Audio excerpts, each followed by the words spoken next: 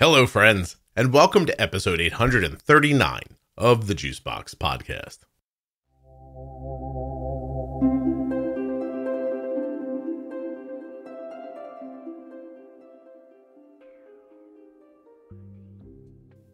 Hey, today I'm speaking with Gail. She has type 1 diabetes and a number of other issues that she's going to explain to you right up front, so I won't take time telling you about them here.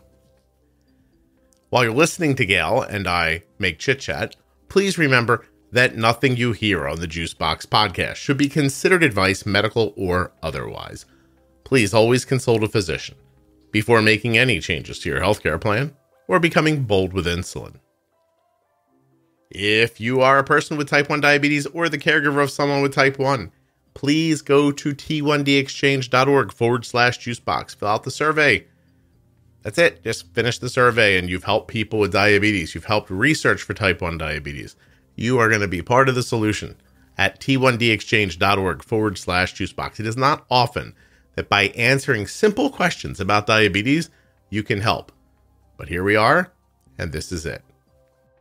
Gail is actually a returning guest. See if you can figure out who she is before we tell you later in the episode.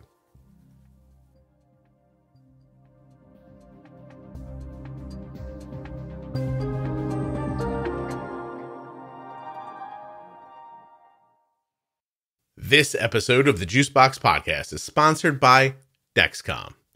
Go take a look at the Dexcom G6 right now at dexcom.com/juicebox. And if you're interested in that Dexcom G7, it's going to be coming out anytime now.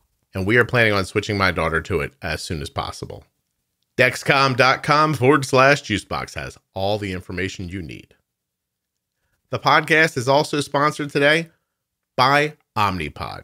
Now, you know Omnipod makes the Omnipod 5 and the Omnipod DASH. Figure out which one you want at omnipod.com/juicebox.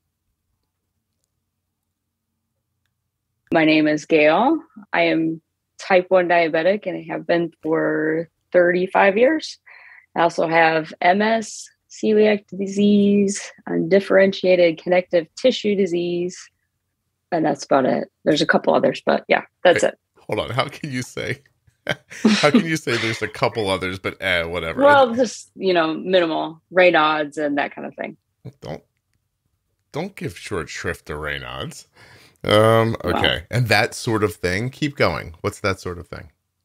I think that's all of the diagnosed autoimmune diseases. Not that you're here for it, but do you have stuff that's not autoimmune? No, I don't. Look at you. I'm healthy otherwise. So. You're the champ. All right. So, all right. Well, let's pick through this. This is an hour's worth of talking for certain. 35 years with type 1. You were diagnosed when you were a year old? No, when I was 8. 8. Okay. So I'm 43. You took the math from me, Gail, but that's not a big deal. I appreciate it. No, don't be sorry. So you're 43 now, 8 when you were diagnosed. 35 years ago is a long time. My rough math tells me that was like the 90s-ish. Yeah, 86. 86, that's the 90s. And not really, but okay. Gail, I like that you're going to be difficult. And by difficult, I just mean not let me just say whatever I want to say. Okay, so let's talk about well, actually, let me ask, was type 1 your first diagnosis? It was. Okay. Yep. It's about the time my friend was diagnosed. So he didn't have a good go of it. How was your go? From what I remember, it was just, I took NPH and R twice a day and ate at certain times. And that was about it. I mean, we did blood sugar checks and stuff, but it wasn't, I don't know. Oh, she just completely disappeared. Like got cut off. Finally got a nice, we had our rhythm going. Could you feel it? It was coming. We were like, oh, she's talking. We're going to get a little story time here. Story time. And then Gail is gone. Probably not dead, right? Probably I don't think something fell in her house or anything. Now, will she call back? There she is. Hold on a second.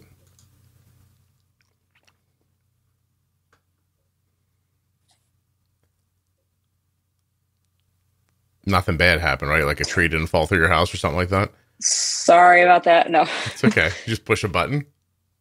I think I must have. Gail, were you futzing? I was. Yes.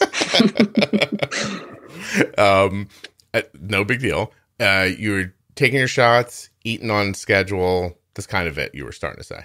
That was pretty much it. Yeah. So I remember taking the shot in the morning. You know, you mix the N and the R, NPH and the R, and then it would take it at like 6 o'clock at night. Right. I remember my dad had to be home from work by 6 to eat dinner. Oh, so this put rules on your father. It did. Yeah. Back then. Because we were eating at a certain time. I gotcha. What was maintenance like? You go to a doctor with frequency? Were you shooting for goals or levels, or was it just Gail still alive, keep going? I just think to stay alive. I don't really remember a whole lot. Right. Other than what I did. I must not have had that many lows because I don't remember being low that very often. I should say. When do you recall like kind of moving your care to something more modern? Probably when I was in college, maybe. Okay. Late high school. Went to Lantus and Humalog. Still shooting it with Yeah. Okay. I didn't go on a pump until before I had my first son. So he's 14. So I probably went on a pump maybe 15, 16 years ago. Okay. And did you go on a pump? But back then you went on a pump specifically to get pregnant? Yep. Okay. Because that was the consideration back then, right? Tighter control, quote unquote, use a pump. Right. Okay. Yep. Did that work? Yeah, I had tighter control. I don't know. I remember once in college, I remember I was home for the summer, and I think I had an A1C when I was 9 something from what I remember. But then I know when I was on the pump, I got into the 7s. Okay. Well, that's what I remember. Definitely an improvement. And that was just function of moving to a pump and being able to cover like quick snacks and things like that, address high blood probably sugars. Okay. Probably just paying, closer attention to it that way too, because I was going to have a child. So I wanted to do better. Yeah. Was MDI after regular and MPH, was that the biggest shift, or was the pump a bigger shift? Probably the pump. Probably the pump. Okay. Because when I went from just 2 injections a day, I was more excited about being able to eat whenever I wanted with doing MDI. Okay, so it wasn't as much about like health considerations as it was about like day-to-day stuff. Gotcha. Yeah. Okay. And I mean, if you were a 9 on MDI, we don't even know what you were before that, I'm guessing. No, I have no idea. Gotcha. I don't remember. Yeah. I know I had to go get blood tests, but I don't remember what the results were. Well, the goals were different then, for sure. So probably. Yeah. Okay. So after type 1, what comes next? Celiac? Can I guess? Let me guess. And then no? Okay. Oh, what was it? Wrong. It was the thyroid. See, did I mention thyroid? No, thyroid. Thyroid. This is unfair to me now because I didn't know about that. Sorry, I threw that one in there. I don't remember if that one was. I don't know. I should say I don't know if that one was actually autoimmune. I had a multinodular goiter that I got removed, but my thyroid levels, my TSH, were normal at that point in time.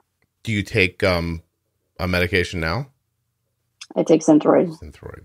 But you've never been checked for antibodies?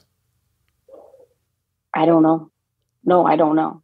I have antibodies for everything else, so I would assume that it's in there. Gail's like, I don't know.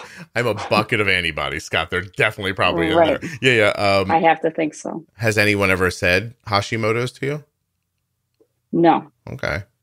Well, I mean, I guess if you're managing it well, it probably doesn't matter.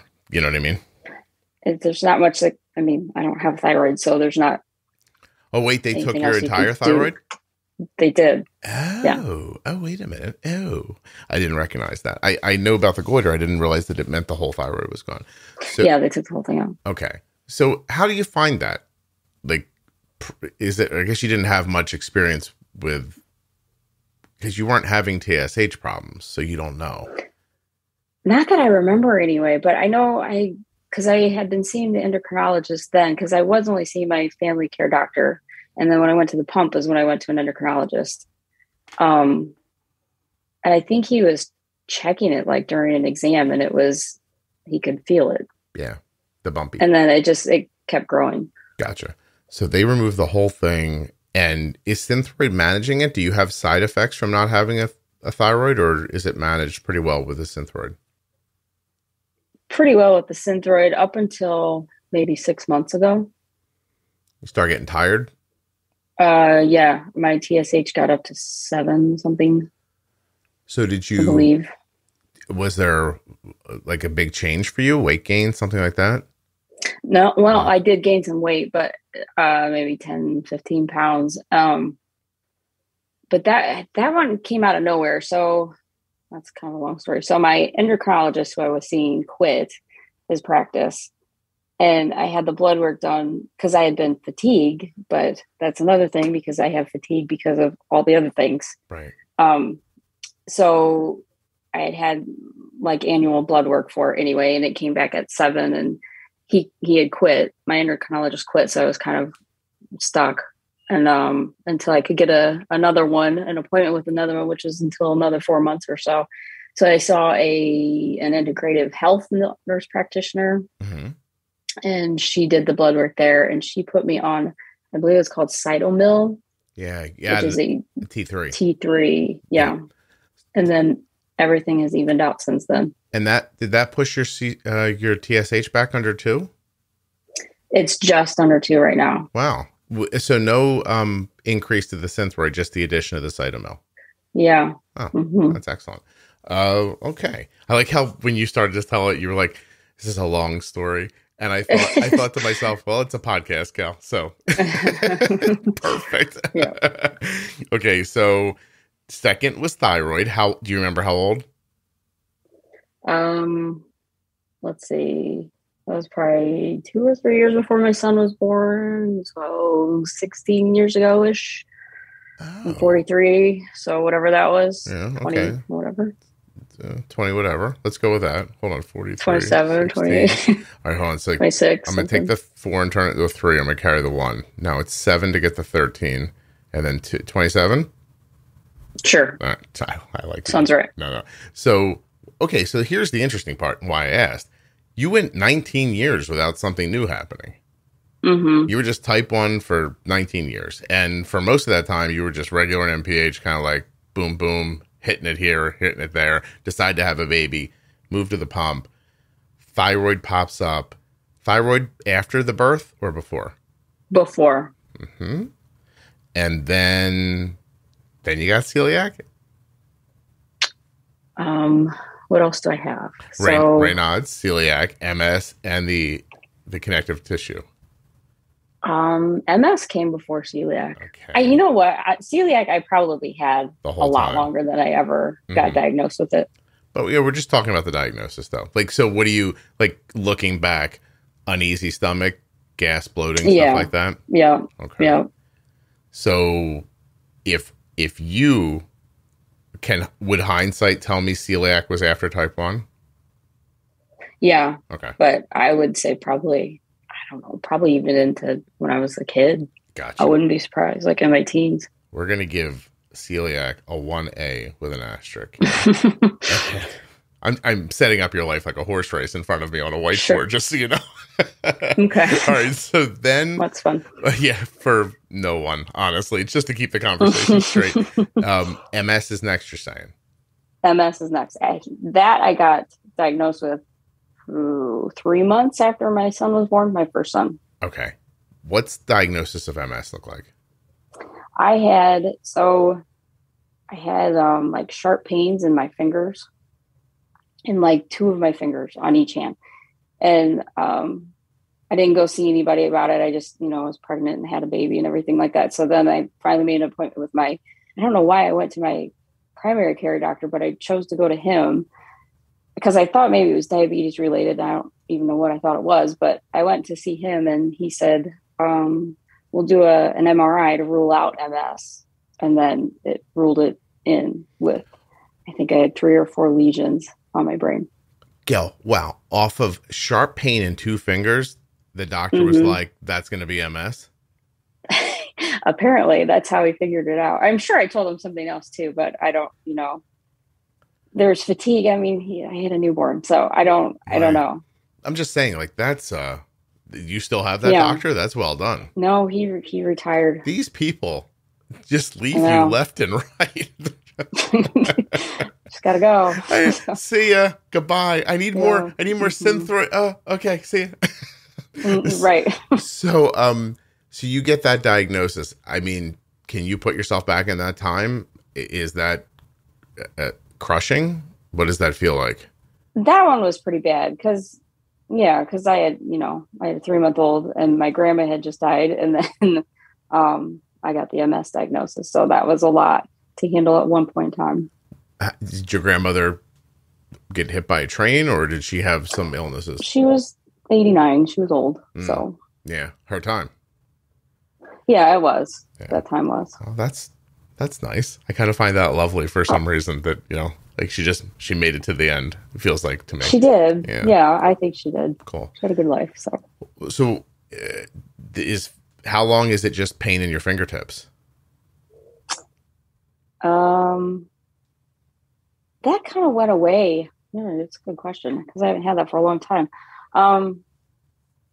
I don't know. At some point after the pregnancy, maybe 6 months later, it kind of just disappeared. But I had also got a medication for MS at that point in time. So I don't know. Going on the medication doesn't make your symptoms go away though. So, what does the medication do? It's supposed to slow things? It's supposed to stop the progression of the disease. And the disease is these lesions that appear. Right. Okay. Did the existing lesions ever go backwards or? No. They're always there. They're there what they are. How often do you look for more? Do you wait for symptoms, or are you on some sort of a schedule? Every year I get an MRI. What? And it's been a while now. Has it progressed, or has the medication worked? So I was on what was called beta-seron, which was another injection. It was like an every other day injection. So I was on that, probably 2.5 years. And then I went off of that to have my second son. So I was off of that for maybe 1.5 years and then went back on. And then I had my first official quote unquote relapse, when my oldest son was in probably kindergarten, when he was probably 5 or 6. And, I had I can't remember. I had 2, because I've had 2 relapses, but I've gotten back probably 95% of what I've lost during those relapses. So the first one, I think it was my left side on that one. So it was like my vision went wonky and my eyes were not tracking together, if that makes sense at all. Mm-hmm. So I had to wear like an eye patch because I couldn't see at the same time I was getting double vision and that kind of thing. Anyway, so I don't remember what I was asked. So it was beta-seron that I was on for a while. Okay. That was the first one. I was asking about whether the medication stopped the progression at all, but it sounds like you had 2 instances so far. Yeah. So I had the first relapse and then we switched to, so how I understand it is the MS medication can kind of run its course and your body just becomes accustomed to it. And you need to switch. So I had switched to what was called a Baggio, and I had another relapse within like 6 months after that one. So then my neurologist suggested I try Tysabri, which was the infusion, which was a monthly infusion. And that one kind of resets your whole immune system in a way. Okay. And since then, I have not had a relapse. Interesting. When you call it when it's a relapse, it's something different happens. It's like basically there's another lesion that shows up. Gotcha. And it affects whatever it's going to affect, which can be pretty much anything. And these lesions always happen on the brain? So I don't have them on my spine, but they do happen on your spine as well. They can happen on your spine as well.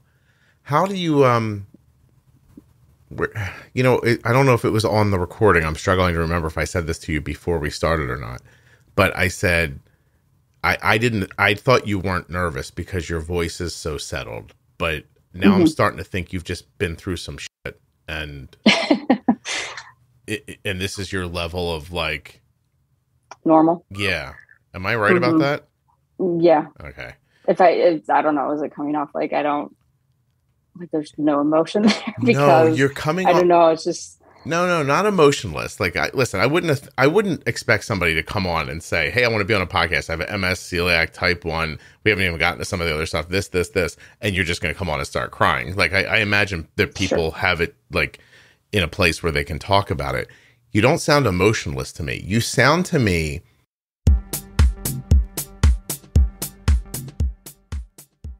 How would you like to know what your blood sugar is without poking a hole in your finger? You can with the Dexcom G6 continuous glucose monitoring system, which is available at dexcom.com/juicebox.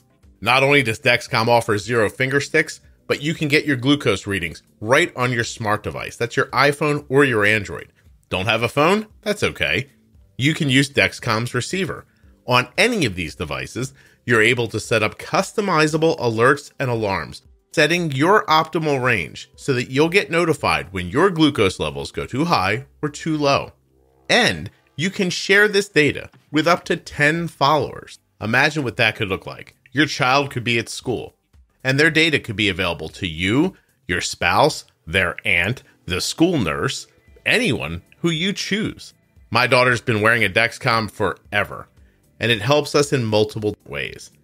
Around meals, we're able to see if our boluses are well-timed and well-measured. If they aren't, we can tell by how her blood sugar reacts, and then go back the next time and make an adjustment.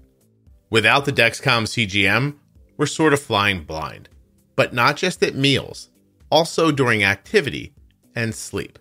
The Dexcom offers us an unprecedented level of comfort and security. Being able to see my daughter's blood sugars in real time, and not just the number, but the speed and direction, is an absolute game changer if you're using insulin.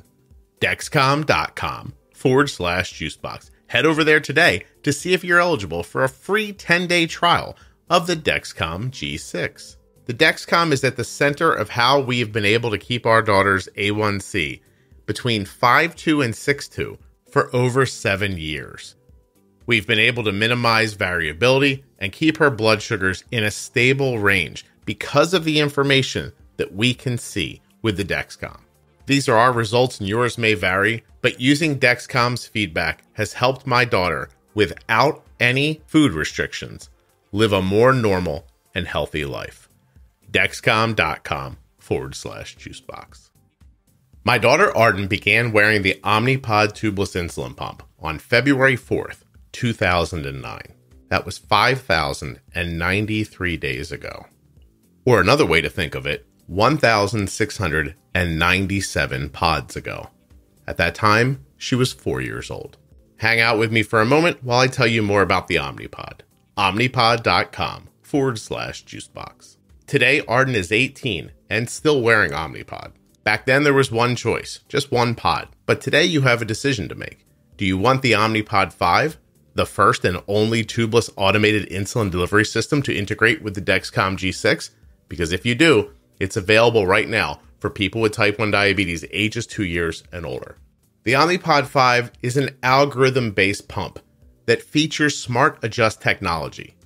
That means that the Omnipod 5 is adjusting insulin delivery based on your customized target glucose. That's helping you to protect against high and low blood sugars both day and night, automatically. Both the Omnipod 5 and the Omnipod DASH are waterproof. You can wear them while you're playing sports, swimming, in the shower, the bathtub, anywhere really. That kind of freedom, coupled with a tubeless pump. You understand it's not connected to anything. The controller is not connected to the pod. The pod is not connected to anything. You're wearing it on the body tubelessly.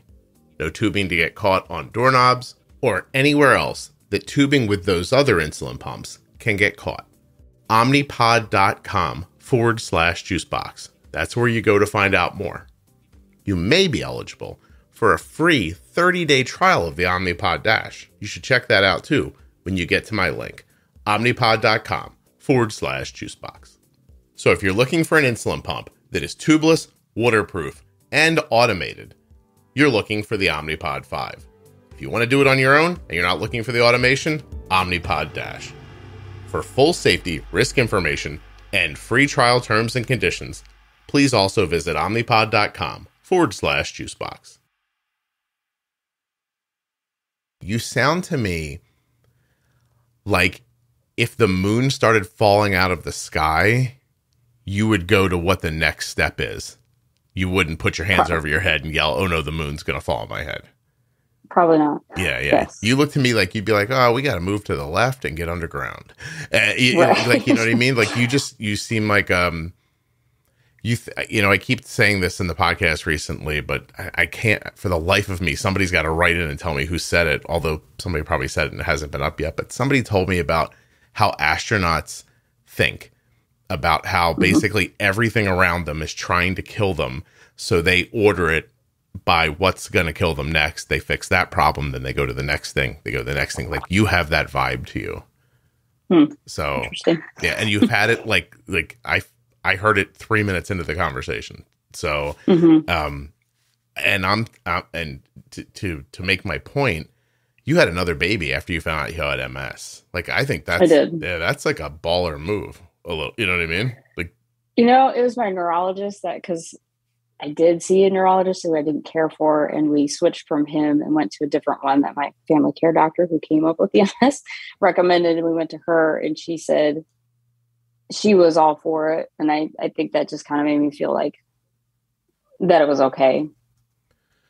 Do they talk about the second one? Do they talk about multiple sclerosis like it's an autoimmune disease? I don't know. It's not really ever brought up. No. I mean, maybe occasionally with me because she knows of everything else I have. So I don't know. It's not, I don't know. I mean, a disease in which the immune system eats away at the protective covering of nerves. Ho. By the way, Gail, it's rare. I know. Everything you have is rare, by the way. It's rare. Yeah. I know. But you've probably never won the lottery? No. No, this doesn't translate to other good things, or to good things. It should, but no. Is MS autoimmune or inflammatory? Multiple sclerosis, T-cell mediated autoimmune disease in which inflammation is sustained by. Okay, so when they give you this, tell me again what you called the infusion. What's that medication? It's called Tysabri. You said that like you knew I wouldn't be able to spell it. Can you spell it? Tysabri. Got it. So you said it kind of like when you told me like it kind of resets your immune system, I thought, I wonder if it's working on any of her other stuff. So are there benefits besides MS for that medication for you? Not that I'm aware of, no. You haven't seen it impact Raynaud's, celiac, anything like that? No. Okay. All right. You were one of the people when somebody says, "Hey, I can't get COVID, I'm compromised." That's from the medication, right? You are compromised. Correct. Okay. Yeah. How much, what did you do during COVID? And I guess probably what are you still doing? During COVID, we didn't go out too much. I would wear a mask or whatever, all that stuff. And I've been immunized. I've had both boosters now. Everybody in my house has had their shots and everything. Nobody in my house has gotten it. Knock on wood. We haven't either. I should knock on something as well. Right. Yeah.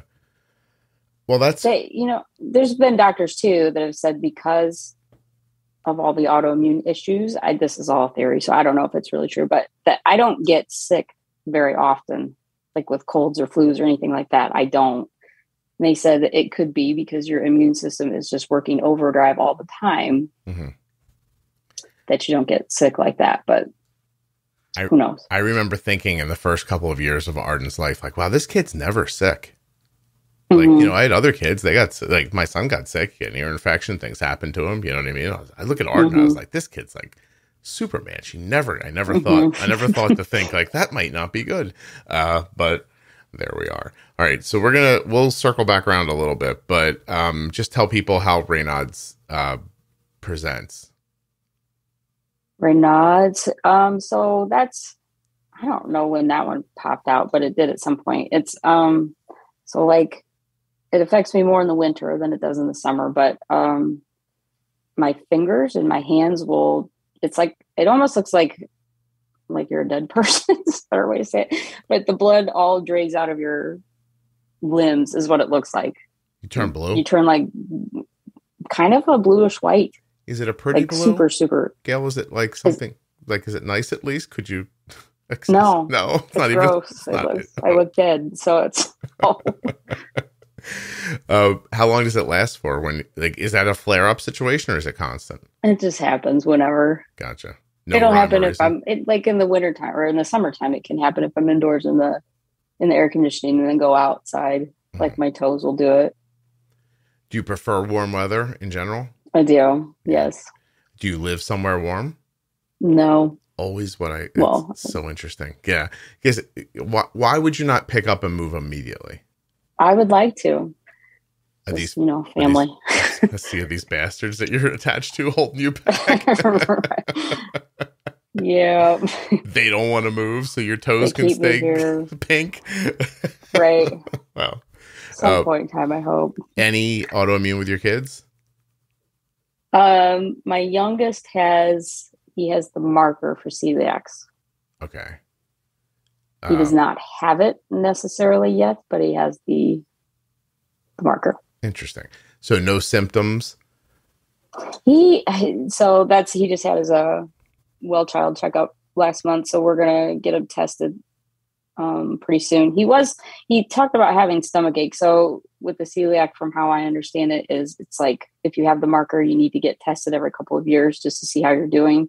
And he didn't want to get the blood test. So we said, then you can go gluten-free if you want. So he did.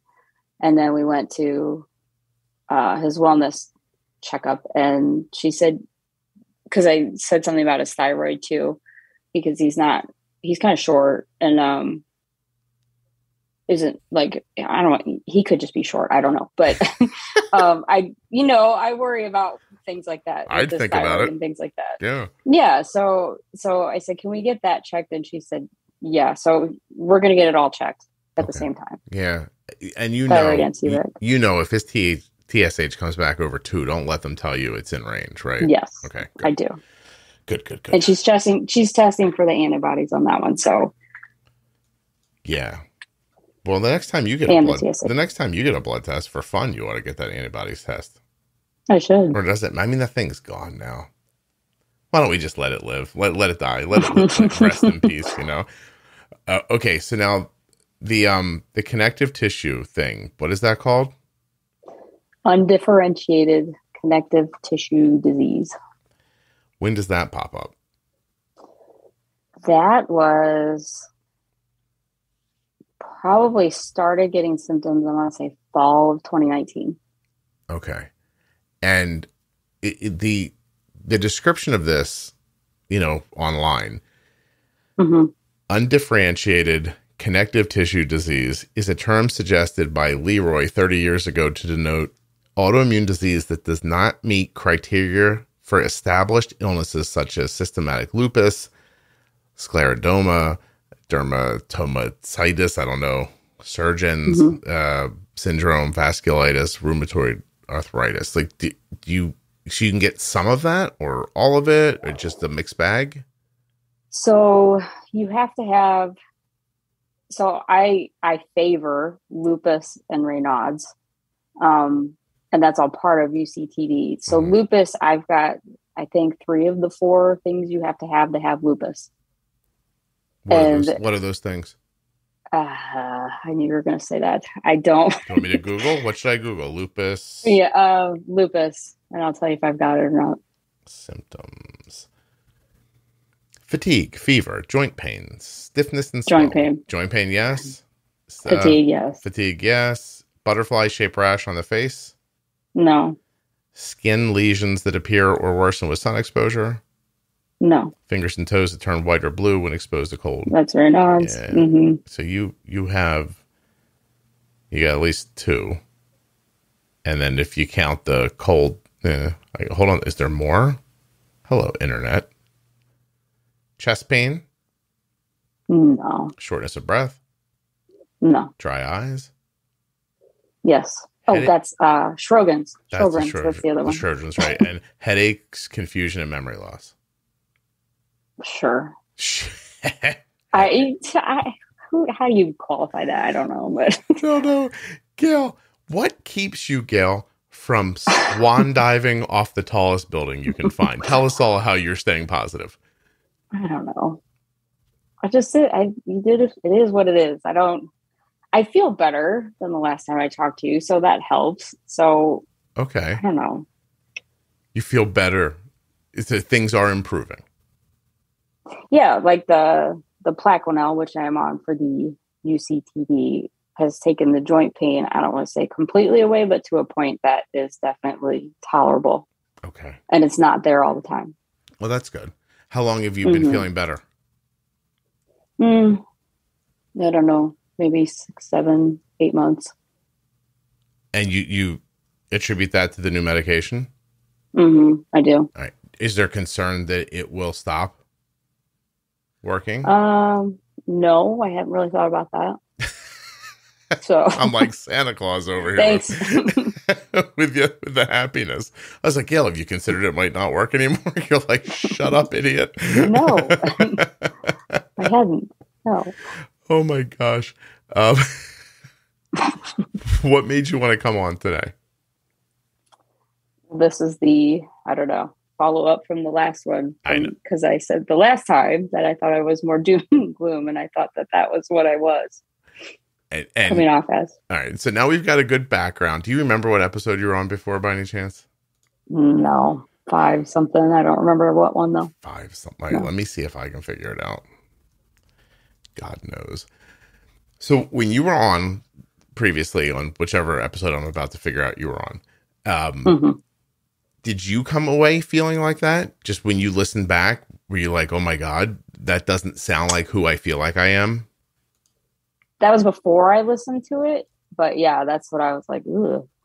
I wonder if that's how I came across, because it's not how I am. Right. So this was, did I call your episode Gail Force?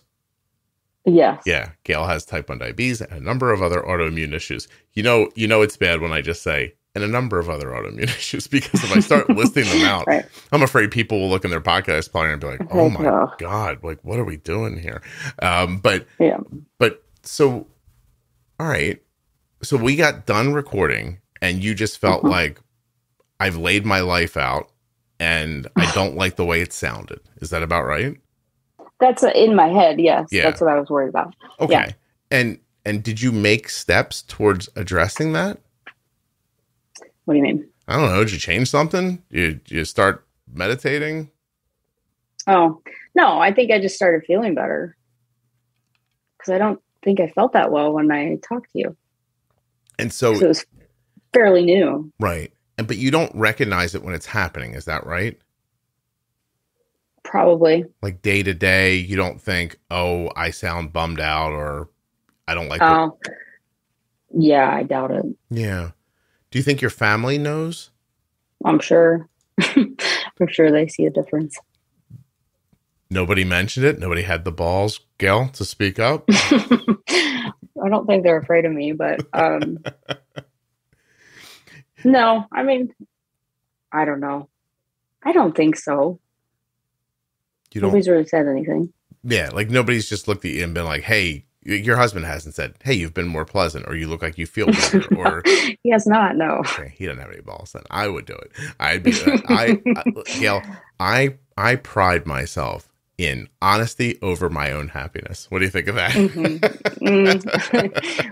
I don't know. It's probably not a good idea, but sometimes no, but yeah, but there've been times where I've said to Kelly, I'm like, hey, what you're doing right now, it's really working for you. Like you seem happier or better, like you feel better or whatever. Yeah, I mean, he's said stuff like that. Yeah, I would say so. Yeah. Okay. All right. So, well, do you feel better now? Because I gave you I gave you the opportunity to kind of go through things again and re-explain yourself. Do you feel better about how you said it this time, or do you think it's just so what it is that you can't dress it up? Probably both. There's nothing really to dress up. It's just, yeah, it is what it is. It's not, I don't know, you can't really, I don't know. Yes. And then I also feel better. So. And you feel better. That helps. That helps a lot. Have you been able to add physical activity into things that tell people what, besides the medication, is there anything else that kind of made things better? Well, I have jogged for the last, 10 years or so. So that kind of went, it didn't go completely away when I was feeling worse, but that's gone back up. I want to train for another half marathon one more time. That kind of thing. So I do that. And I've been swimming, which helps with the joints. Age is not helping with the joints as well. So there's that with running, but where do you feel at your knees? Yeah. Where do what? Where do you feel at your knees, your ankles? Where does it? Knees more so now. Anything Hips, that helps it? No. It's just randomness. And that's that joint pain, like the knee pain and the hip pain, that more to me is just because I'm getting older and there's arthritis in there and that kind of thing. I have a hard time arguing with that because I just had what I was told, we're going to clean your knee up. And I was like, okay. So, the guy's like, no big deal. Look at the MRI. He goes, I'm just going to, meniscus is a little torn. I'll trim it. And then I wake up and there he is. And he goes, so, we'll talk tomorrow at your appointment, but there's more in there than I thought. And I was like, oh, great. And then he shows me these pictures and, arthritis. I don't know how to quantify arthritis. I'd never thought about it before, but it was just this fuzziness, the fraying of ligaments. And he basically cut all the fraying out. And he says, hey, the outside of your knee looks like you're 20 years old. I was like, right. And he goes, the inside. I mean, I don't know. You'll definitely need a replacement in 5 years. And I was like, wow, where's your bedside manner? The guy's so smart. He's just says what he thinks, which I guess I appreciate. But he's like, but maybe 10 years, maybe never. And he does the maybe never at the end. I'm like, was that the hopeful part that I'm supposed to it feels like you're telling me I'm getting my knee replaced one day, Uh-huh. But so it sounds like. Yeah, but it was really, I don't know. I'm 50, it shouldn't have been some surprising thing, but when he said it, it was. I was like, but it is. Yeah. I was like, oh, that's going to happen to me? And that happen to other people? You know what I mean? I'm a podcaster, right. Gail. I should be treated differently. Yeah. Sure. You, as an example, I don't know if we talked about this last time, but sometimes I stalk people while I'm talking to them. You're this adorable little person. I'm an adorable little person. You're an adorable little person. Let me guess from your photos. What are you, 5'5"? 5'6". Right? You're just adorable. You have a little nice way about you. I think your face is pleasant. You know what I mean? You make me think that if we were in high school together, you would have been the energetic friend that everybody liked. That's funny. Is it anywhere near accurate? No, not at all. You're a horrible person, Gail, No, I was just kind of nerdy. Well, okay. But within your little nerdy group, right? No? I suppose. Yeah, you suppose. I don't. I love how difficult you are, Gail. It says something about me that I absolutely love talking to you, and you fight me every step of the way. That's probably true. Probably true. Oh my God. This is my own fault. I'm now looking at my own relationship and I'm going, oh, I see. This is my fault. I like this. Oh my God. Do you hassle your husband like this, or do you let him live? He says I do. I don't see it, but yeah. Okay. Well, let's just say you're right. how I how might.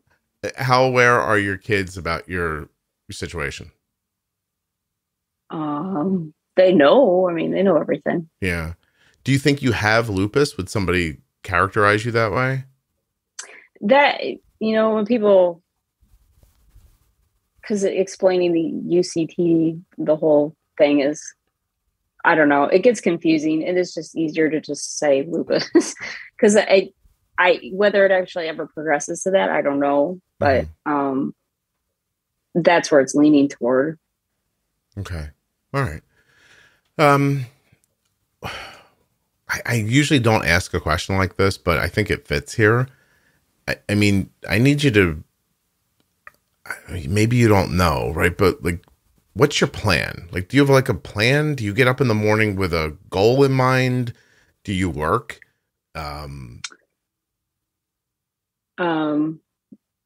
I work. So before I had my first son, I worked as a paralegal, and then I went part-time in private practice. I was in prosecution side, and then I went to private practice because I worked part-time after he was born, and then my second son was born and I stayed home. So I do like work from home stuff, like legal dictation stuff, transcription, I should say, not dictation, but so I do that, and then it's not, it's just like some extra money, but then I'm also the CASA volunteer. I do that. As far as the future goes, I don't know. My youngest son he's finishing up 5th grade, and I have another one going into high school. So I'm not needed as much, the older they get, but yeah, but I don't know. Your health is basically like, it's not up to you for the most part. Like the type 1's the only thing you probably have some like sway over, right? Yeah, pretty much. Did I ask you this last time? Like, of all these things, if you could give one of them away, which one would you give away? I don't remember if you did or not. I always find this question interesting because nobody answers it the way I expect them to usually.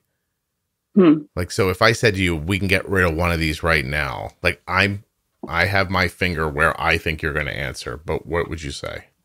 I would probably say connective tissue disease. Yeah. See, I thought you were going to say MS. That one's been kind of at bay, so that's probably why I don't pick that one. Yeah. So the connective tissue has the biggest impact on you day to day? Yes, or it has most recently. In what ways recently? Well, I mean, just because it's the most recent diagnosis, but like, so the way it came out, how we figured it out was because I had frozen shoulder, but in both shoulders at the same time, which is not common, I guess. But that one, I'm like unfreezing right now. So I have more range of motion, but it's still there on both sides. How are they working on it for you? I had physical therapy and I did cortisone injections. I don't know. I don't think really either one did that much help. I think it's just been time. I met with an orthopedic person last winter, or last fall, and we kind of gave it, I said, I think that is starting to unfreeze. So let's see where we are in December. Cause an option that I could have done was manual manipulation under anesthesia. But then it's like, how I understand it, it's real intense physical therapy afterwards, like really bad.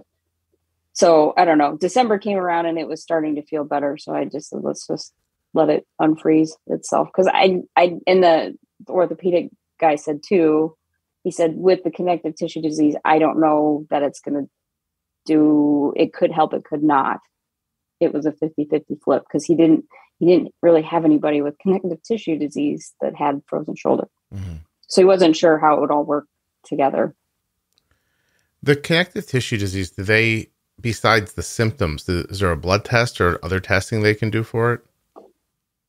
Yeah, that was the anti-nuclear antibody, I think. Okay, and that comes back as like positive. That came back positive, but the most, like, I think the last 3 blood draws I've had, it's come up negative since being on the Plaquenil. So it's like, I don't want to say in remission, but in remission, I guess. Because of the medication. Mm-hmm. Yeah. You stop the medication, you go back to where you are. Probably. Yeah. I don't know. And that's the monthly, that's not the Plaquenil. No, that's a pill, isn't it? Mm-hmm. Okay. And then the other one is the infusion monthly. But I don't take the infusion anymore. Right. Because it stopped working. Gotcha. Gail? Yes. How is your type 1 doing? So when the infusion quit working, I went on a medication called Vumerity for the MS, and that caused flushing incidents, which then made my blood sugar skyrocket. It would be like, so I'd be, I don't know. It happened 2 or 3 times a week is how often it would happen. We tried all the other medication to help try to make that not happen, but it kept happening. So I would be, say I was 95, and then all of a sudden it would go boom, and I'd be up to 300 within 10 minutes. And, then I'd spend the next however long getting it back down. So that being said, my last A1C was, I think, 5.9. Oh. Okay. So well, I'm sure that I get another one next week, and I'm sure that one's going to have gone up some, but we'll see. What were those spikes? Were they at least consistent? Like when you saw them, was there a way you could bolus for them? I was taking Afrezza for them to bring them down. That's a good idea, probably. So I did do boluses, but it took forever to get it down. Mm-hmm. Are you looping? Yes. So you loop and use Afrezza for spikes and for meals? I don't use Afrezza all the time, just for spikes mostly. And then if I'm going to have a really high carb meal, then I will. Mm-hmm. How did you? If not, then I usually. The doctor was cool about giving it to you when you asked? He didn't want to at first, and I said I would like to try it, and he said okay. So then he wrote a prescription for it. Man of conviction. So this is the one that quit too. So. It doesn't have a stick-to-itive nature, whether it be in personal conversations or professionally. Mm-hmm. I would like to try Afrezza. No, please? Okay. Yeah. So that's how that worked. I find that, you want a little look into my mind, Gail? I find that the most disturbing thing you've said in the last 46 minutes. Why is that? Because why no if yes is there? Like what? It means he has no real opinion. Yeah. And if he has no opinion, then he has no knowledge because he's not working off of anything. He just heard something and went, no. And you went, come on. And he was like, yeah, all right. Yeah. It's ridiculous. I don't think he'd ever prescribed it before, so I don't know. I don't care. Then he shouldn't have said no. He should have said, I've never really prescribed this before. Why don't we look into it? Not. That would probably have been a better option. I mean, come on. No. Really? I mean, okay, if you want to. And so have you had any side? I mean, he didn't. I shouldn't say he said no, but he advised of all the things that were not necessarily good. And I said I still wanted to try it. So the side effect stuff that's on the sheet, on their sheet. Yeah. I put I put an Afrezza episode out today. Oh, really? Yeah. That's what do they call that? Coincidental. Yes, it is. It's nothing magical, really. But so have you had any of those things, like the coughing or? No. I have not had any issues with it. Yeah. I mean, you must feel like, and this is me putting myself into your situation, but you must feel like whatever, like what could possibly go wrong, right? Like at this point. Yeah. Who cares, right? Do you even wear a seatbelt? I do. And I do care what's going to happen. Yes. Have you ever hit that thought where you're like, I have to be out of bad things that are going to happen to me? Like, I must have used mine up. I never thought that. You've never thought that. I guess there's nothing about your situation that says that something shitty isn't about to happen, huh? I mean, No. No? I mean, no, I don't really think that. You don't feel that way either? Not really. Okay. Well, that's cool. Not most of the time. Right. Maybe when the first diagnosis comes around, but so if you were at a party and someone came up to you and said, "Hey, you want to snort heroin?" You wouldn't be like, "Sure, whatever." You'd be like, "No, I would like to stay alive longer, please." Correct. Okay. All right. Well, that's good news. Do you ever want a win? Like, what's it like to not be able to get like what did it feel like for this new medication to work? I guess is my question. Like that's a win, right? You got to win. They don't come that often for you, I would imagine. No, I don't know if I view it as a win. I guess I could, because I feel better. I don't want to take any more medication. That would be a win to me, is not having to take any more. Right. Like just be insulin, that'd be it. Mm-hmm. Yeah. Isn't that funny? Not funny, but interesting. The idea of like this thing that so many people curse all the time. You're like, could we just get back to me having diabetes? Right. Yeah. Just for people's edification, in case they don't go back and listen to the other episode, any other like autoimmune through your parents' lines? My dad's side. Yeah. He's got rheumatoid arthritis, and I'm not sure what else. But he had the goiter too. He had a multinodular goiter. He had his taken out maybe 3 or 4 years ago. My grandma had the same thing. Okay. And she lived 89, you said? She did. Yeah. Mm-hmm. All right. You're not I want to be like any words of wisdom to people, but I feel like you'd be like, no, not really. I don't have any words of wisdom. I don't. So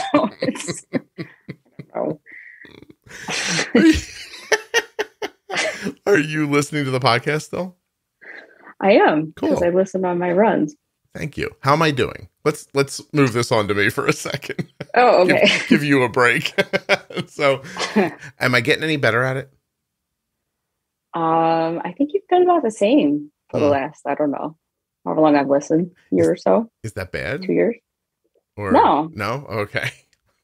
I did listen to a couple of really old ones. I don't know how long ago. So you've gotten better since then. Yes. Yeah. Okay. I mean, it would stand to reason, but even just the microphone being better, right, is like it's a huge difference. You can tell there. Yeah, of course, huge difference. I just a moment ago when you said that, I was like, God, I've made no strides whatsoever. I was like, well, well, at least it's consistent at a level that you're okay with, right? Yeah, I mean, I don't know. What do you mean? Give me an example. What are you thinking that you've gotten better at? See, I just think you're fucking with me, but you're not. I am not. No, I know you're not. Again, I'm gonna have to reevaluate my own relationships, because as you started talking, I was like, "Why is she messing with me right now?" And then I'm like, "She's not, Scott. She's really is asking. She's nice. And she's just being nice." I had to cover my mouth. I don't know. Like, am I letting people talk more? Yeah, I would say on that one. All right. When I talk more, do you find yourself thinking like, shut up? Or do you think there must be a good reason he's talking more today? Sometimes. It just depends on the situation. What the situation, yeah. Yeah. Listen, I have to be honest with you. I've listened to episodes where I've thought, I wonder why the hell I didn't stop talking there. And then, there's times when I've thought, I wish you all knew that I was talking for a good reason, and I don't want to impugn anybody who's come on, but sometimes people don't they don't have the gift of gab sometimes, and you got to fill for them a little bit. So, but I know it goes either way. I'm not unaware. I've been using a thing where I can see my percentage of time talking versus the other person, and I check it once in a while to just make sure I'm somewhere near 50-50. You know what I mean? Like during the episode you do? Can't do it during the episode. It's afterwards. Okay, afterwards. I have a process that does a transcript for the show, and it'll actually tell the percentage that I spoke versus the percentage that somebody else spoke. And I like about a 60-40 because I also do ads and bumpers and everything. So if it comes out about 60-40, it's about right. So I'm actually looking now at a couple of them. Like I just did one with Jenny where we were 60-40. Here's one where the the person I interviewed was 68% to my 32%. What do you think of that? They must have had a lot to say. I don't know. Maybe I was sleepy. Can you imagine if it was just, I was like, just keep talking. This is fine. I'm not into it today. Yeah. I don't actually usually feel that. I've never, like, the amount of times that I've done a podcast where I've thought, please, I don't want to do this is only like once or twice. And it's usually because I don't feel well or something like that. Sure. So here's one with me and Jenny, 54-46. Look at this. There you go. I'm telling you, I figured that part out. It took one nasty email from somebody. And I was like, geez, all right, hold on. I'll check myself. Let me go. That's all it took. Yeah, Gail, this is not an invitation for other people to send nasty emails about things that they want changed in the podcast. I don't want to hear your complaints, but, well, that's pretty much it. How much does your husband help you with all this? Are you just on your own? Like, you talk about all the medications and obviously different symptoms and things that happen, and pains and etc. Like, how much can another person be helpful to you? And how much do you want? Oh, that's, he helps when I ask, or, he offers to, like, if he knows I'm extra tired one day, he'll step up and do more, that kind of thing. And he does that anyway, I should say. He's a good guy. I don't know. I don't know. Gail, your answer tracks that you've been married somewhere between 19 and 23 years. Am I correct? It'll be 18 this year. Yeah. That's funny. So your husband, him? Yeah. I mean, like, he loves the kids. No, he loves me. I know he does. He's somewhere right now going, I mean, like, I haven't thought about killing her recently. Probably true. Do you think people who have not been married as long hear that and they think like, oh, that won't be me? That won't be me. I know exactly. Yes. I'm sure I thought that same way. The other magical words from when I was young, she's not like that. She won't be. Let me tell everybody something. We're all like that. I totally agree. Yeah. All of us are like that. The more you age, the more you'll be like that. It's not a thing that you can fight against, or that I did wrong and you're going to do right, or blah, blah, blah, blah, blah. Yeah. You go ahead and have a poached egg with somebody 15 years in a row. Every morning, or whatever your thing is. Oh my God. You think this marriage is just a structure of like old government, right? To keep us together and keep the family together and stuff like that? Like, you're fighting against something that's not natural right now. So is everyone else. I thought about that before. Yeah. I don't know. Gail, tell me a little something about young nerdy Gail. Like what? What do you remember about her fondly? I shouldn't say, what do I remember what? About young nerdy Gail. Like, something fond do you remember about yourself from your youth? Oh, I don't know that I was so nerdy. I was just really quiet. So I was always afraid to talk to people. So I don't know why, but I don't know. But I think I'm the same person as I was. Like, the part of me that's talkative was there. I just didn't let it out. Because you were uncomfortable around other people? Yeah. Well, yeah. What changed? I don't know. I was always just worried about what people thought about me and self-esteem, that kind of thing. Do you still feel that way? No. What stopped it? Therapy. Oh, nice. Pretty much. Do you still do that? Yeah. No, he quit too. So get the fuck out of here. Are you serious? I am serious. Okay. Oh, you shocked me. All right. Okay. Did he say why? I don't know. Wait, is he still in practice and he just doesn't see you anymore? No, I think he's moving on to something else. Oh my God. Well, now that's the most surprising thing you've said. So I'm at a good stopping point, so it's okay. Oh, you were like, it's fine. I'm pretty good now. Thanks. Yeah. So you actually worked through some of the ways you felt as a person in therapy. Stuff that tracked through your entire life. Pretty much, Look at you being an adult. Good for you. Yeah. Took a while. It took a while. How much did it cost, you think, round numbers? I don't know. Tens of thousands? Need to go there. What do you think tens of thousands? No, not that much. Okay, good. Are you on anything? Have you ever been depressed?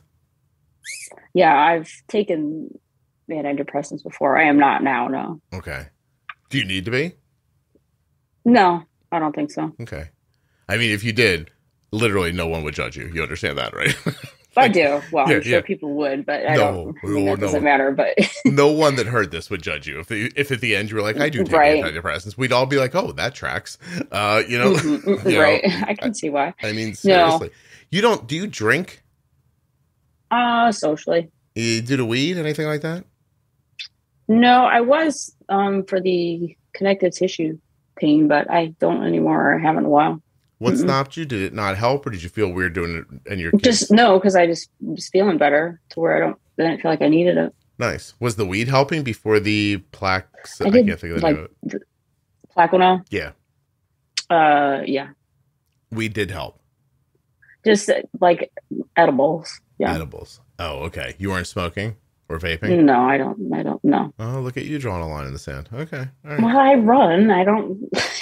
Well, you did a Fresno. Good. Well, that's true. See? Did your husband ever steal your weed? Were you ever like, hey, that's for my connective tissue disorder? No. No. I see. Did you feel judged for doing that? Was it a difficult decision to make? No, he was pretty encouraging about it. Is it something you would have told other people? I have told a couple people that, I mean, not a ton, but yeah. Like, you weren't hiding it. Did the weed lead to extra sex? Is that why he was good with it? No. No? Because that's the only reason. I wouldn't judge anything that led to extra sex. I'd be like, what do you need to do? Smoke meth? That's fine. We're having sex afterwards. All right. So, I mean, I don't love the teeth part, but okay. Yeah. Okay. All right. How do you think we did this time? I feel better this time. Yeah. What do you think was different? Is it just that you feel better? Probably, because it's more of me, like what my real self feels like instead of not. Yeah. Right. So to me, your episode, besides being shocked by how many people have literally abandoned you professionally, is the episode to me is about a couple of things. I think talking to you highlights perspective in a really amazing way. It just, if you're just living with type 1 diabetes and you're running around with your head down, like, somewhere out there, Gail's got 17 other things happening and she's going, so perspective. Okay. I also think that it highlights how important it is to feel as good as you can feel. And especially if you just have type 1 or you have thyroid, celiac, some things that are manageable through your actions or a simple medication or something like that. The idea that, and I used to talk about a lot more when the podcast was younger, but I don't know if I say it enough anymore. You deserve to be the person you are. And some people get that. I know it's not fair. Some people just get that. But if you keep your blood sugar in a lower stable range, you get to actually feel like yourself. If you put your thyroid levels where they belong, under 2, not at 4 or 5, or it's okay, you get to feel like you're supposed to feel. You know what I mean? If you've got celiac and you don't eat gluten, you get to feel the way you're supposed to feel. Like, it's important. And if you can get to the other side of it, because it's not always easy, if you can get to the other side of it, it pays you back. Like we're just saying you feel better now, but your life is better now than the last time we spoke, right? Definitely. Yeah. Well, that's what this was about to me. Plus laughing at you in inappropriate ways. It's hard to laugh at a person who has MS. No, I don't, but I can see that. Yeah. Like I have to like when you jump on, I say to myself, treat Gail like everybody else. And you're not the only person I have that conversation with. Like, there's some people, I look at their litany and I'm like, don't treat this person any differently than you would treat everybody. I don't know if that's right or wrong. It's just how it occurs to me. Like, that's what you would want. I guess I could have asked you what you would have wanted, but you know. Yeah, you could have. But yes, that's what I would. I don't need special treatment. Yeah. I would find it insulting, actually. Yeah. If I was you. And I could be 100% wrong, as I don't have. Yeah, well, yeah. I see both ways. So, yeah. But, I mean. Not that I'm like. I guess always have consideration for it, too, I guess. But yeah. Oh, I wouldn't have broken into some, like, ham-fisted 1980s MS joke or something like that. Like, I don't mean that far. I just mean, like, you're a person. This is your life. I don't see why we would treat it any differently than anything else. Sure. Talking about it. Unless you were uncomfortable with it, and then I would assume you wouldn't be here. Because correct. You know me well enough to know what's about to happen. So, I mean, I'd laugh about it. So, yeah. So, you have a good sense of humor. If I didn't laugh about it, then maybe I would approach it differently. But yeah.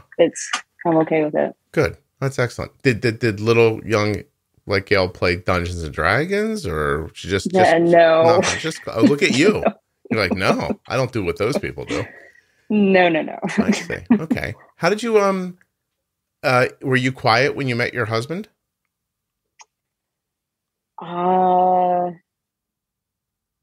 So the first time I met him, no, but then, on our dates, yes, I was very quiet. Did he pursue you romantically, or did you pursue him?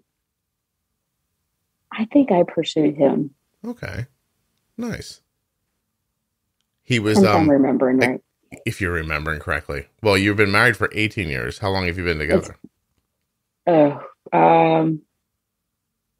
Probably 25-ish. Wow, look at you. Yeah, we dated a while before. Long time. We got married. All right. Gail, this is weird because I do believe I could talk to you forever. And it wouldn't have to be about anything. Like, if this was just 4 hours of us just like going back and forth like this, I feel like it would be a good use of my day. But okay.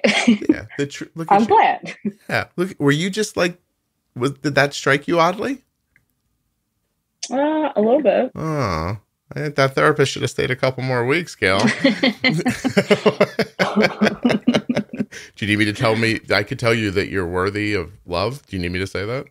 No, I don't. All right. I didn't think you I get it. No, it was funny. You paused. You're like, oh, thank you. So. Well, I mean, yeah. Accepting compliments like that sometimes.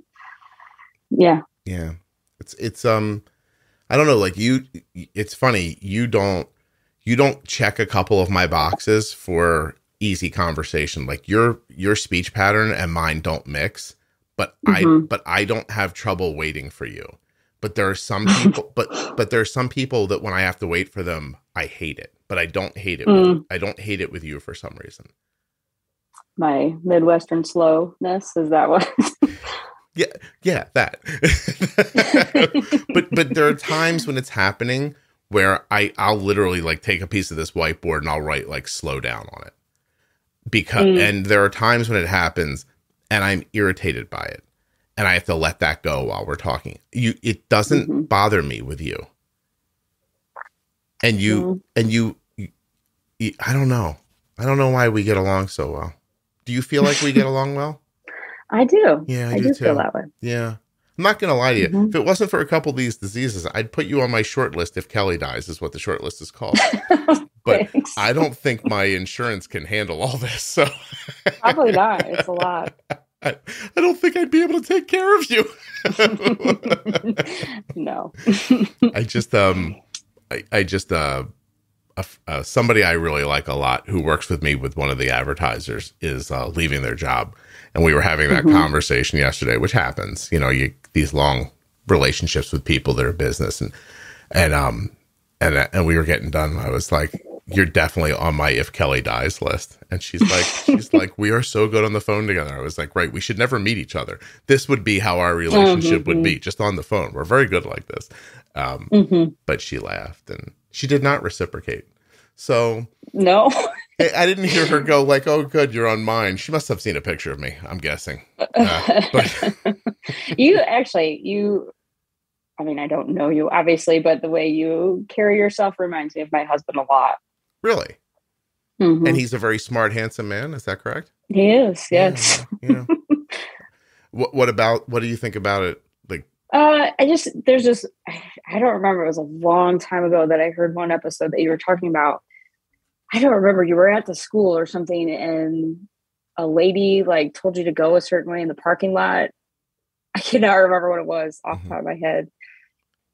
It was, I don't know. And it pissed you off and you just kept, I don't know, you drove by and waved at her instead of doing what she told you to do. Because I think somebody you said you don't like being told what to do or something along those lines. Yeah, that I think is a psychological issue, but I'm not good with being told what to do. I'm better at it as I get older. That's my husband. Yeah. I'm assuming I grew up with somebody telling me what to do, and I didn't appreciate it when I was younger, probably. But it helps you sometimes. Like there are times, right before you and I spoke, I got off the phone with, if you don't care about this, just tell me and I'll stop talking. But my mom just beat cancer. Mm-hmm. So, 79 years old. So she beat it. Like she's in remission. And, that's great. Very cool. Found out on a Friday. Yay. My mom beat cancer. The next day, my mom got COVID. Oh, geez. Right. So anyway, more happened that weekend, which I won't be talking about yet on the podcast, but you'll hear about one day. It was a weird weekend. Anyway, my mom gets COVID the next day after being told that she's in remission. And they immediately move her because my mom lives, I don't know what to call it. They don't call them kennels when you're old, but whatever it is, you know what I mean? And I mean, it's like a kennel for people.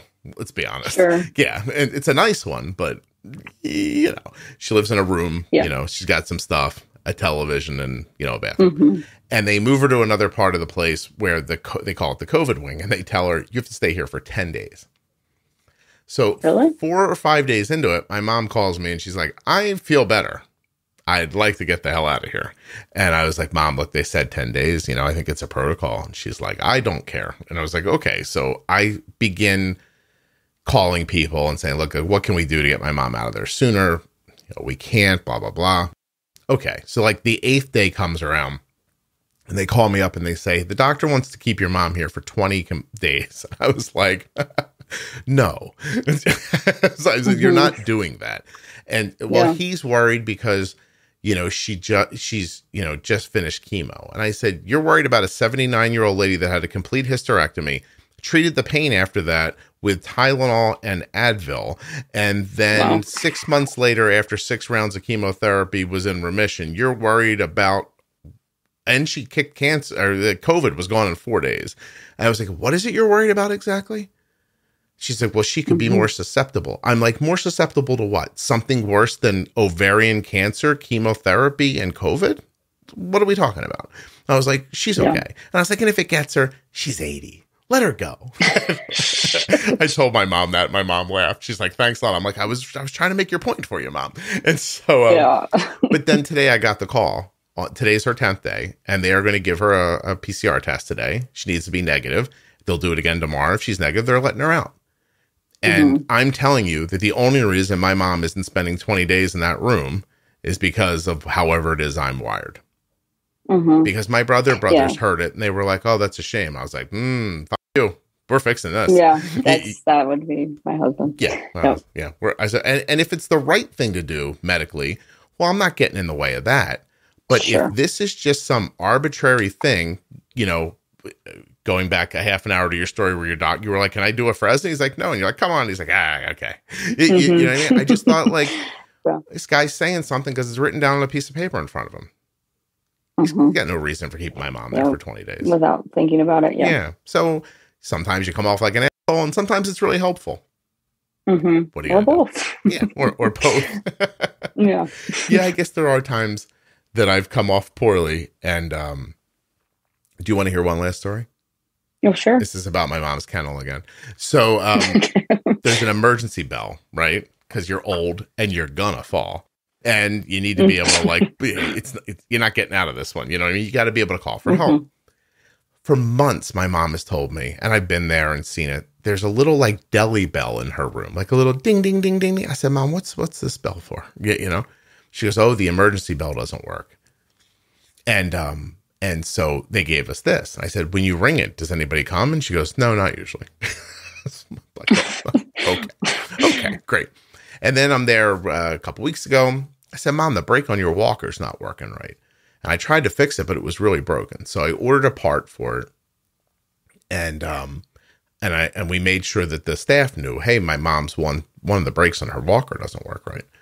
Okay, we'll send somebody up to fix it. So apparently a guy comes up to fix it, breaks it worse because it was working a little bit, and then says to her, you should call the company, and just leaves the room. So they leave her now with a walker with only one brake. So my mom's, doing her business one day. She stands up, gets a little wobbly, reaches for the walker. The walker, ving, goes out from under. She falls forward, hits her face on the wall, is laying on the floor, fresh from the bathroom, with blood pouring out of her nose because she's on blood thinners because she's 1,000 years old.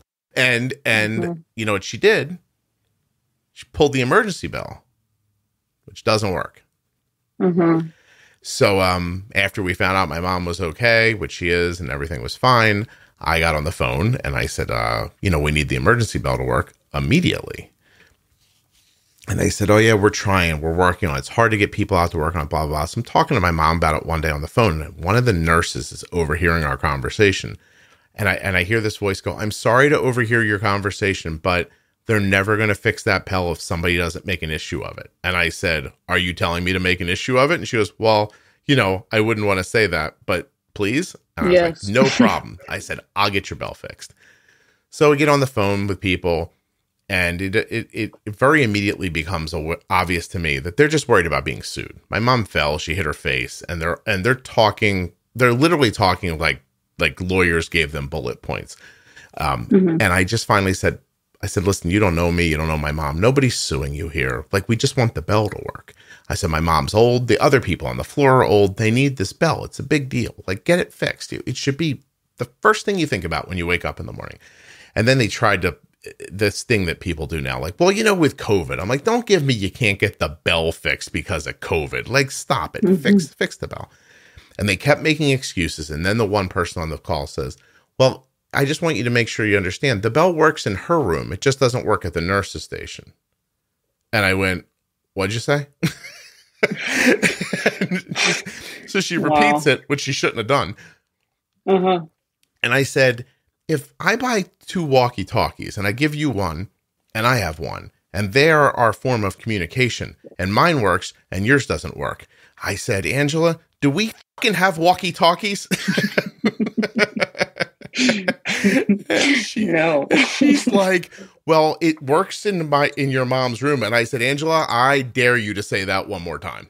So, then the conversation escalated.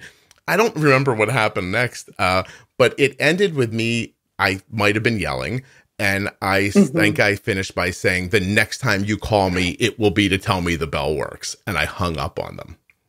And like a couple of minutes later, one of them tried to call me back. And I just, the little thing you can do on your phone where you can say, I'm sorry, I'm busy right now. I sent her that. So she waited a couple of hours and texted me. And I responded to her text and I said, are you texting me to tell me the bell is fixed? And she said, no. And I said, then please don't contact me again. And 3 days later, Gail, you want to know what happened? That's fixed. Yeah, that bell works fine now. So anyway. My mom. Sometimes that's what it takes. Yeah. Sometimes you need just the squeaky wheel, and sometimes you need a wheel that yells at you and says the F word. So, I mean, I tried being nice. I called. I was like, hey, I just need you to fix the bell, and they weren't going to do it. They were going to make excuses and they weren't going to get it done. That's all. So I like your husband. It's not that hard. Just do your, I said to her, I was like, what's more important today than a facility who says they're going to protect old people from having an emergency system that works? I said, what could be more important for you to do today? There should be nothing else. You shouldn't pick up your phone. I don't want to hear you talking to your family. Don't eat lunch until the bell works. It's not hard. Get it done. Get it done.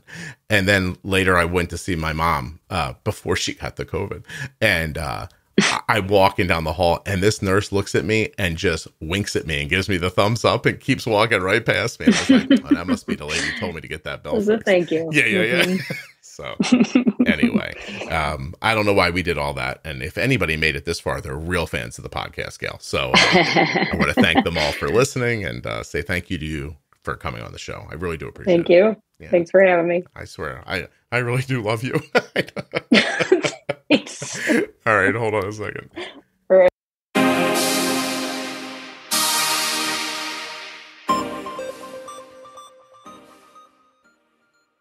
I want to thank Gail for coming back on the show and sharing her real self with us. I'd also like to thank Omnipod and remind you to go to omnipod.com/juicebox. See if you're eligible for that free 30-day trial of the Omnipod DASH, or if you're interested in the Omnipod 5. I'd also like to thank Dexcom, makers of the Dexcom G6 and the forthcoming Dexcom G7. Dexcom.com/juicebox. See the speed, direction, and number of your blood sugar right there on your device or a receiver. Thank you so much for listening.